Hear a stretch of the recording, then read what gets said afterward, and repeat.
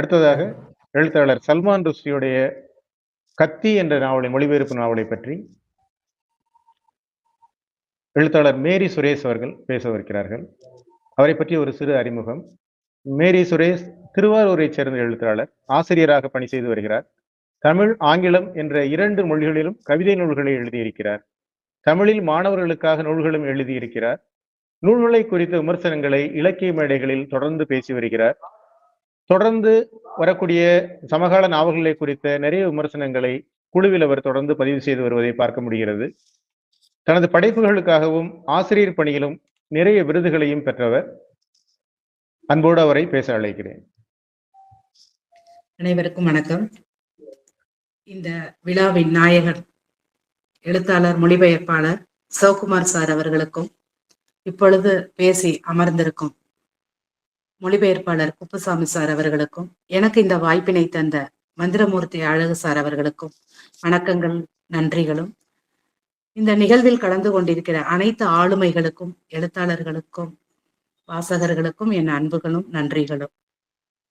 இந்த கத்தி நாவல் படிக்கிறதுக்கு முன்னாடி இந்த சோஃபியின் உலகம்ங்கிற சாரோட சிவகுமார் சாரோட இந்த மொழிபெயர்ப்பை நான் படித்தேன் 2 வருஷத்துக்கு முன்னாடி.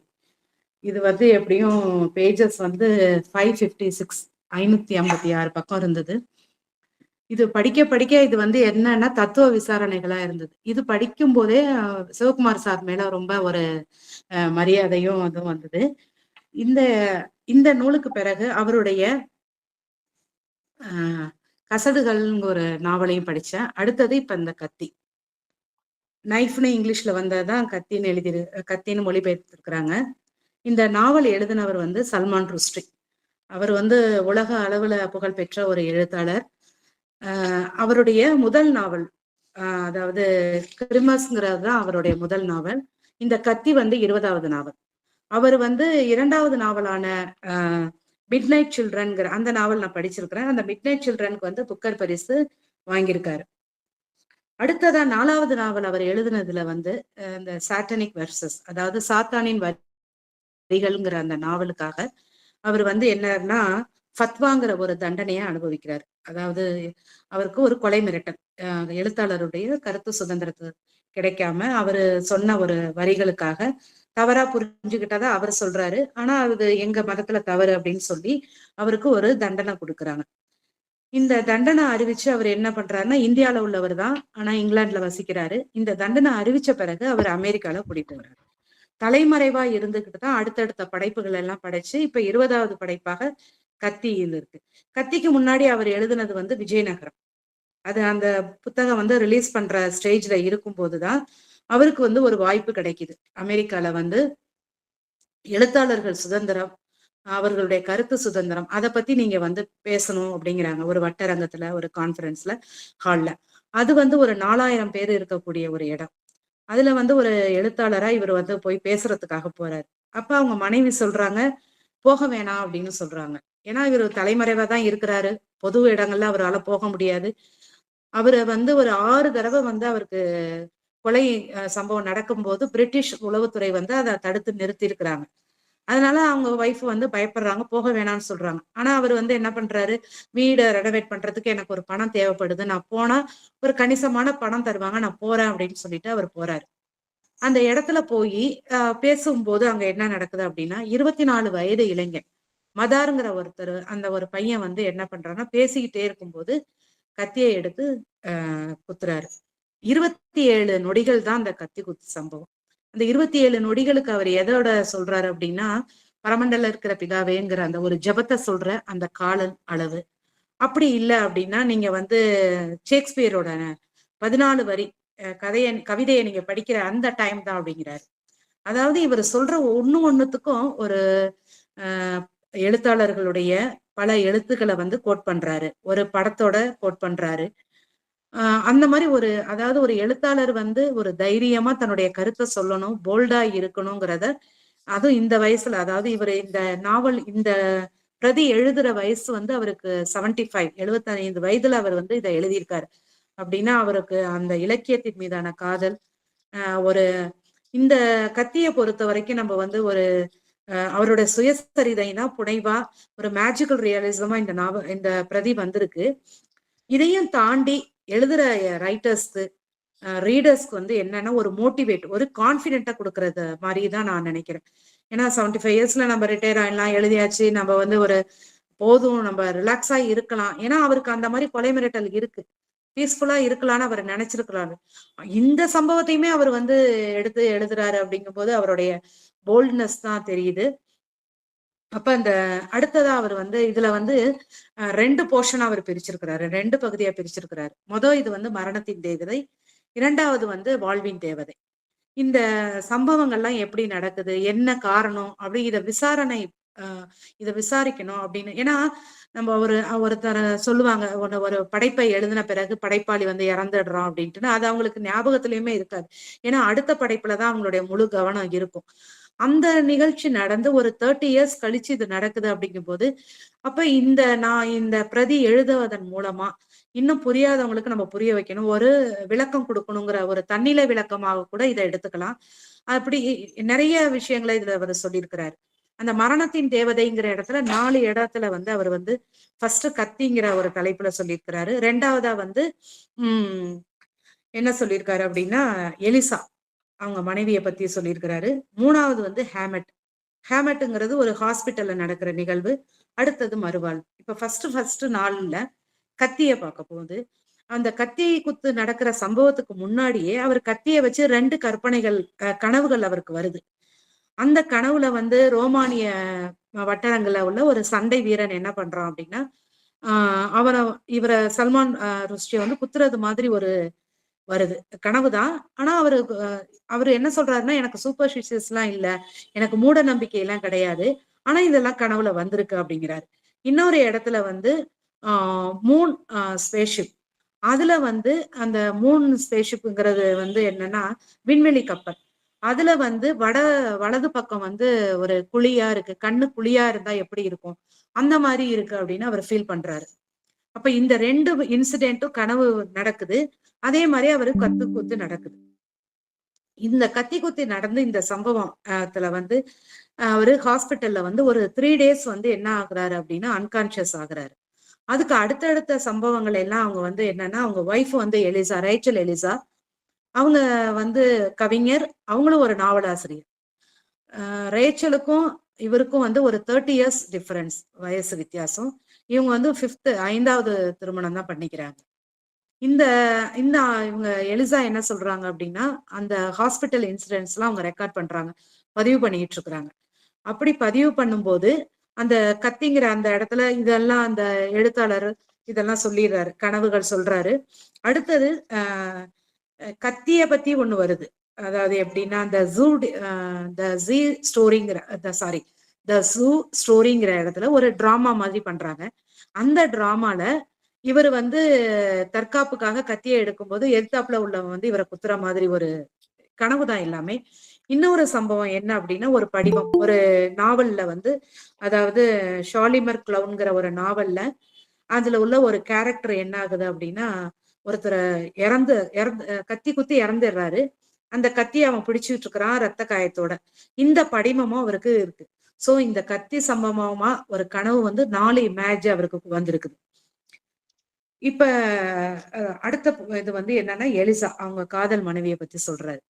அதுல வந்து அவர் என்ன சொல்றாருன்னா, அதை வந்து காதலை வந்து அவர் குளோரிஃபை பண்றாரு அந்த எலிசா. ஏன்னா இப்படி இருக்கிற டயத்துல இவ்வளவு வயசானவங்க, இவ்வளவு வயசு வித்தியாசம், இதை மீறி அவங்க வந்து இவருக்கு எவ்வளவு சப்போர்ட் பண்ணியிருக்கிறாங்க, இவருடைய செகண்ட் லைஃப கொடுத்துருக்கிறவங்க அவங்கங்கிற மாதிரிதான் இருக்கு. அதுதான் உண்மையும் கூட. அப்ப அவங்கள பத்தி எழுதுறாங்க. இந்த எலிசாங்கிறவங்கள ஒரு 3-4 தடவை சந்திக்கிறாரு. அடுத்த சந்திப்புல வந்து நம்ம வெளியில ஒரு மீட்டிங்ல இருக்கும்போது அந்த கதவு வந்து பக்கவாட்டு கதவு, கண்ணாடி மாதிரி உள்ள ஒரு கதவு. அந்த கதவு வழியா போகும்போது அந்த கதவு வந்து க்ளோஸ் ஆயிருக்கு. கண்ணாடி கதவு க்ளோஸ் ஆனது தெரியல அவருக்கு, திறந்துதான் இருக்கு அப்படின்னு சொல்லிட்டு ஸ்ட்ரைட்டா நேரா போகும்போது என்ன ஆகுதுன்னா, அவரோட கண்ணாடி அடிபட்டு மூக்குல ரத்தம் வருது, வந்து மயங்கி விழுந்துடுறாரு. இதெல்லாம் வந்து நுவான்சஸ் அப்படியே ஒவ்வொன்றும் டீடைல்டா கொடுத்திருப்பாரு. சில்ட்ரனுக்கு ஸ்டோரி சொல்ற மாதிரி ஒவ்வொரு விஷயத்தையும் அவர் என்ன நினைக்கிறாரு, என்ன நடந்தது, இதெல்லாம் படிச்சாதான் அதை வந்து ஃபீல் பண்ண முடியும், அதை வந்து ரியலைஸ் பண்ண முடியும். அப்ப அது விழும்போது அவங்க எலிசா என்ன பண்றாங்கன்னா, அவர் கார்ல வச்சு அழைச்சிட்டு வீட்டுக்கு அழைச்சிட்டு போறாங்க. அவரு அப்ப அந்த டைம் தான் அவங்க 2 பேருக்கும் வந்து நட்புலேருந்து அடுத்த கட்டத்துக்கு வராங்க. அப்ப இதுக்கும் அவர் வந்து ஒரு படத்த அ எடுத்துக்கிறாரு. அதாவது இவரோட நடக்கிற ஒவ்வொரு சம்பவங்களுக்கும் ஒரு படத்த கொண்டுட்டு வந்து காட்டிர்றாரு. ஒரு படமா இருக்கலாம், அதுல உள்ள கேரக்டரா இருக்கலாம், இல்லது ஏற்கனவே எழுதின எழுத்தாளர்கள் அந்த புக்கு, அதெல்லாம் ரெஃபரன்ஸ் பண்ணி தான் கொண்டுட்டு போறாரு. அடுத்தது இதே ஹாஸ்பிட்டல்ல இருக்கும்போது, அவங்க எலிசா எப்படி கேர் பண்ணிக்கிறாங்க? டாக்டர்ஸ் என்ன பண்றாங்க? அடுத்தது அவங்க தங்கச்சி ஒருத்தவங்க இருக்கிறாங்க. அவங்க ஒரு பையன். இவங்க இந்த 3 பேரும் அவங்கள எப்படி அவர வந்து அ ஆ கேர் டேக் பண்றாங்க. அதே மாரி ஹாஸ்பிட்டல்ல இருக்கிறவங்க. ஹாஸ்பிட்டல்ல உள்ள ஒவ்வொரு டாக்டர்ஸும் ஒவ்வொரு ட்ரீட்மெண்ட். இப்ப கூட ஹாஸ்பிட்டலுக்கு போகும்போது ஒரு 2 ஹவர்ஸ்க்கு ஒரு தடவ வர்றாங்க. அதாவது ஒரு சிஸ்டமேட்டிக்கா பிளட் டெஸ்ட் எடுக்கணும், அத எடுக்கணும், இத எடுக்கணும்னு நார்மலா ஹாஸ்பிட்டல்ல நடக்கிற சீன் தான். இங்கேயும் அவருக்கு என்னன்னா ஒரு ஃப்ரீனஸே இல்ல. ஒவ்வொருத்தங்களா ஏன்னா இவருக்கு வந்து 4 இடத்துல அடிபட்டிருக்கு. அதாவது கத்தி அ குத்தும்போது வலது கண்ணு பாதிக்கப்பட்டிருக்கு. அடுத்தது தாடை போயி பல்லெல்லாம் போயிருக்கு. அதுக்கு அடுத்தது கழுத்து. அந்த கழுத்து நரம்புலேருந்து அடுத்தது மார்பு பகுதி. இந்த பக்கம் தான் அவர் வந்து 27 நொடிகள்ல நடந்தது வந்து இந்த போர்ஷன் தான். அப்ப 1 மில்லிமீட்டர் உள்ளார போயிருந்தா கூட மூளை வந்து இதா இருக்கும். அடுத்தது அ இந்த உயிர் ரத்தம் வெளியில வர்ற இடத்துல, அந்த அந்த மீட்டிங் அரேஞ்ச் பண்ண ஒருத்தர் வந்து அம் கட்ட விரல வச்சு அந்த ரத்தத்த அமுக்குறாரு. அப்ப ஒவ்வொரு இடத்துலயும் நுரையீரல் வந்து பாதிக்கப்பட்டிருக்கு. அப்ப ஒவ்வொரு டாக்டர்ஸும், ஒவ்வொரு நர்ஸும், ஒவ்வொருத்தவங்களும் வந்து வந்து போயிட்டு அவருக்கு ட்ரீட்மெண்ட் குடுத்துக்கிட்டே இருக்கிறாங்க. ரொம்ப அது வந்து அவருடைய மனதிடத்தினால தான் அவர் வந்து மீண்டும் உயிர் பெற்றிருக்கிறாரு. இது வந்து அவருக்கு வந்து செகண்ட் லைஃப் தான் அவருக்கு. அந்த மாதிரி இருக்கும்போது அதுதான் அப்ப அந்த ஹேமட்ங்கிற ஹாஸ்பிட்டல்ல நடக்கிற இன்சிடென்ட்ஸ 3 சாப்டர்ல சொல்லியிருக்கிறாரு. அடுத்தது மறுவாழ்வு. அங்கேருந்து ஒரு ஒரு 4, 5 வாரம் கழிச்சு அவர் இன்னொரு இடத்துக்கு போறாரு. அங்கேயும் என்னன்னா, அ அந்த அமெரிக்கால உள்ள ஒரு பகுதிக்கு போயி, அங்க என்னன்னா ஒரு ரஸ்க்குங்கிற ஒரு இடத்துல அங்க தங்க வைக்கிறாங்க. அப்பயும் என்ன பண்றாங்கன்னா, மீடியா பெர்சன்ஸு, அ கேமராமேன்ஸ் பின்னாடியே போறாங்க. அப்ப கூட வந்து இவங்க ஞாபகம் தான் வந்தது. ம். டயானா ஞாபகம் தான் வந்தது. பின்னாடியே தொரத்தி போயி அவங்கள இது பண்ற அளவுக்கு. அந்த மாதிரி வந்து கேமராமேன்ஸ் வந்து இவங்கள அதாவது எலிசா இவங்கள ஃபோட்டோ எடுத்து அப்பப்ப செய்திகள வெளியிடணுங்கிற அந்த இன்டென்ஷன்ல இருந்திருக்கிறாங்க.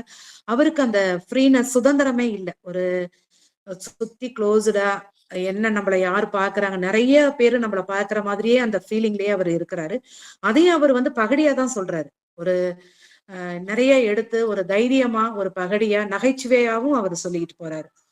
இந்த மறுவாழ்வு இடத்துலயும் அவர் வந்து என்ன பண்றாரு அப்படின்னா, அ தன்னுடைய வாழ்க்கைய வந்து இலக்கியத்திலயும், கற்பனையிலயும் தான் நான் வாழ்றேன் அப்படின்னு சொல்றாரு. அதாவது நீங்க பாதுகாப்பா இருக்கீங்கங்கிறத யாருமே அவரால சொல்ல முடியாது. நீங்க பாதுகாப்பா இருக்கீங்க அப்படின்னு சொல்றதுக்கான காலத்துக்காகவும் இவர் காத்துக்கிட்டு இல்ல. அப்படி காத்துக்கிட்டு இருந்தா அவர் இவ்ளோ படைப்புகளையும் அவரு குடுத்திருக்க மாட்டாரு. அப்புறம் அந்த மறுவாழ்வுங்கிற இதுல வந்து முதல் மறுவாழ்வு, 2ஆம் மறுவாழ்வுங்கிற இதெல்லாம் அவர் வந்து நினைவுகள பின்னாடி நோக்கி எடுத்துட்டு போறது. இது இப்படி நடந்திருக்கலாம், அப்படி அந்த மாரி தான் அவர் கொண்டுட்டு போறாரு. அதுல வந்து கோர கனவுகளும் வருது. அதுல வந்து பழைய ஹாலிவுட் மூவிஸ் அந்த இதுல உள்ள கேரக்டர்ஸ்லாம் வச்சு ஆ 2 சைமல்டேனியஸா அவர் கொண்டுகிட்டே போயிட்டு இருக்கிறாரு. அடுத்தது அப்ப வந்து வீட்டுக்கு வராரு. அவரு வீட்டுக்கு வந்தோனே அந்த டேபிள் ஒரு எழுத்தாளரா ஒரு புக்க படிக்கணும்.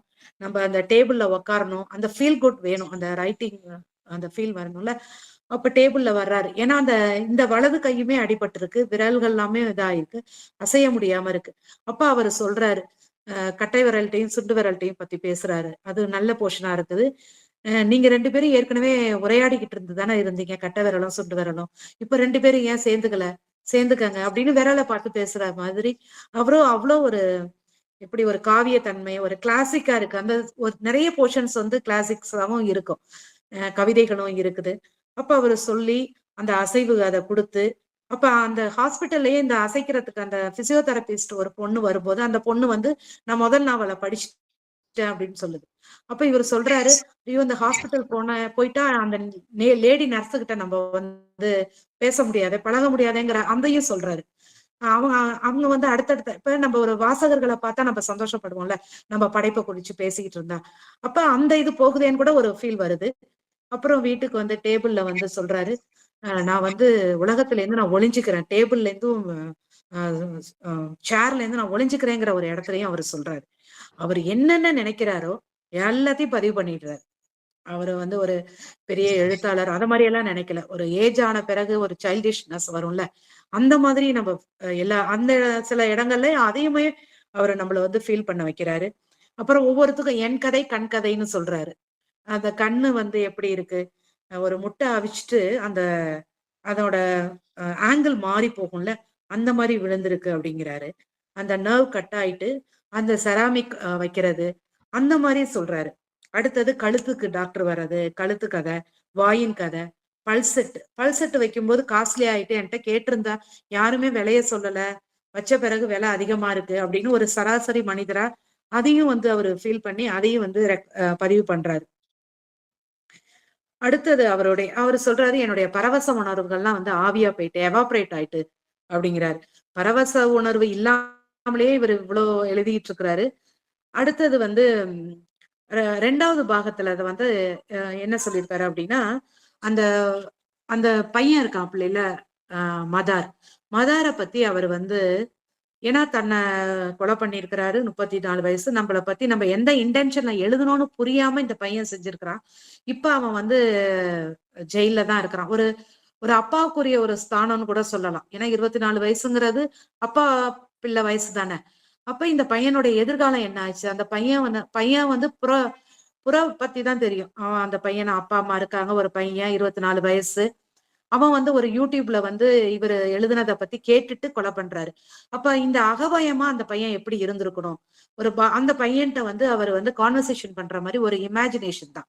ஒரு கற்பனையா இவராவே 2 ரோலும் பண்றாரு. மதாராவும் இவர் எடுத்துக்கிறாரு. எழுத்தாளராவும் இவர் இருந்துகிட்டு 2 கேள்விகளையும் 2 பக்கத்துல இருந்து கேள்வி. அந்த பையன் என்ன கேள்வி கேட்டா, இவர் என்ன பதில் சொல்வாரு. தான் என்ன கேள்வி கேட்டா, அந்த பையன் என்ன பதில் சொல்வாங்கிற மாதிரி 2 போர்ஷனுமே இவர் பண்றாரு. அந்த இது வந்து ரொம்ப நல்லா இருக்கும்.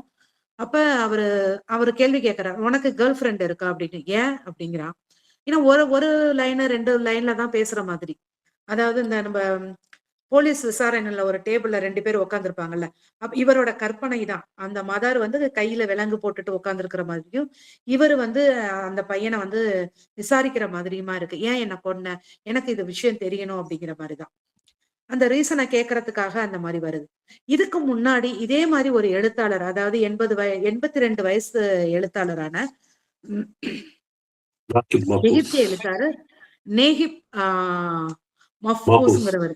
அவரு போயிட்டுருக்கும்போது, அவர வந்து கார்லேருந்து அவர் கார் வழியா பார்க்கும்போது, யாரோ நம்மளோட வாசகர் தான் பார்க்குறாரு அப்படின்னு நெனைக்கும்போது, அந்த வாசகர் வந்து இவர கத்தி குத்தால இது பண்ணிறாரு. அப்ப அவர் 82 வயசு அவர் சொல்றாரு, "நான் வாழ்ந்துட்டேன். என்னுடைய வாழ்க்கையெல்லாம் முடிஞ்சுட்டு. எனக்கு செகண்ட் சான்ஸ் எல்லாம் இல்ல. ஆனாலும் உன்னுடைய வாழ்க்கைய நீ வீணாக்கிக்கிட்ட" அப்படின்னு சொல்ற மாரி தான் இருக்கும். அப்ப அ அவரு எழுதின புத்தகம். அவரும் அதுக்கு பிறகு ஒரு நூல வெளியிட்டிருக்கிறாரு.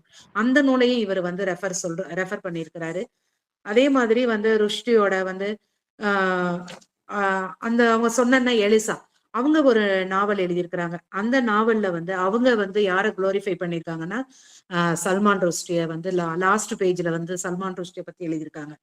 அதாவது என்ன சொல்லியிருக்காங்கன்னா, "சல்மான், சாத்தியமில்லாதது எதுவும் இல்லை என்பதை இந்த விரும்பத்தகாத உலகத்துக்கு நம் காதல் காட்டட்டும். முழு மனதுடனும் என்னில் வாழ்ந்த ஒவ்வொரு கதையோடும் இனி வரப்போகும் கதையோடும் உங்களை காதலிக்கிறேன். சல்மான், என் உவகை, என் இல்லம், என் கனவு, என் அதிசயம் எப்போதும்." அந்த அவர்களுடைய நாவல்ல எழுதின அந்த லாஸ்ட் போர்ஷன் இவர பத்தின எழுதினதையும் இவரு எழுதியிருக்கிறாரு. அதே மாரி இவரு வேற ஒரு ரைட்டருக்கு எழுதின கடிதம், அவங்களுக்கு வந்த ஒரு கடிதம் இதுல இருக்கு. அடுத்தது அவர் வந்து ட்விட்டர் சமூக வலைதளத்துல இருக்கும்போது, இவருக்கான நெகட்டிவ் கமெண்ட்ஸ் வரும்போது அவர் என்ன பண்றாருன்னா, சந்தோஷத்தோட அந்த வலைதள பக்கத்தெல்லாம் க்ளோஸ் பண்ணிட்டேன் அப்படின்னு சொல்றாரு. ஏன்னா நம்ம சந்தோஷமா இருக்கணும், பீஸ்ஃபுல்லா இருக்கணும் அப்படின்னா நமக்கு வந்து நெகட்டிவிட்டிஸ நம்ம வந்து அவாய்ட் பண்ணிடணும். நம்ம நோக்கம் சரியா இருக்குது. புரிஞ்சுக்கிறவங்க தவறா புரிஞ்சுக்கும் போது, நம்ம அதுல இருந்து ஃப்ரீ ஆயிடணுங்கிறது தான் அவரோட இது. அவர் கடைசியில ஒரு வரியோட முடிக்கிறாரு. "இங்கே நாம் வந்த வேலை முடிந்தது. வீடு திரும்பலாம் எலிசா அப்படின்னு முடிக்கிறாரு. அதாவது அவரு ஃபீல் குட்டா இருக்காரு. நம்ம எந்த பர்பஸ்க்காக நம்மள கடவுள் படைச்சாரோ அதுவும் நம்ம பண்ணிட்டோம் அப்படிங்கிற ஃபீல்ல வந்து சல்மான் ருஷ்டி வந்து இந்த நாவலை இந்த பிரதியை எழுதியிருக்கிறாரு. அதாவது ஒரு சுயசரிதை, ஒரு கத்தி குத்துக்கு பின்னான அவருடைய சிந்தனைகள், கனவுகள், நினைவுகள் எல்லாத்தையும் அவர் வந்து அவராவே அலசி ஆராய்ந்து எழுதியிருக்கிறாரு.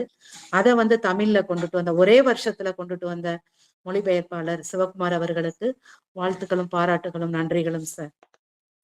நன்றி, வணக்கம். அனைவருக்கும் வணக்கம்.